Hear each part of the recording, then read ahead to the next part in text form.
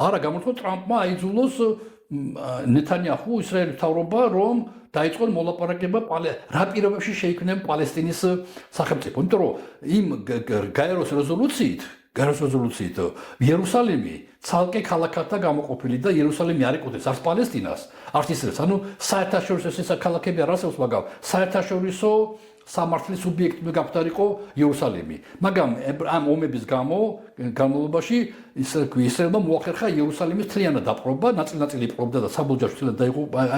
მერე გამოაცხადათ იერუსალიმი ისრაელის დედაქალაქად. ოფიციალურად ისრაელის დედაქალაქია თელ-ავივი. ჩვენი საელჩო საქართველოს არის თელ-ავივში. არ არის. მაგრამ აი ტრამპი როცა იყო პირველად პრეზიდენტი, მაშინ აღიარა იერუსალიმი როგორც ისრაელის დედაქალაქი და გადაიტანა თელ-ავივიდან იერუსალიმში ამერიკის შეერთებული შტატების საელჩო იერუსალიმში. რაც დიდი სკანდალი იყო, მაგრამ სახელმწიფო რასაკეთებს მშობლ ბარაკ, თავი მსოფლიოს დღემდე არ უღიარებია.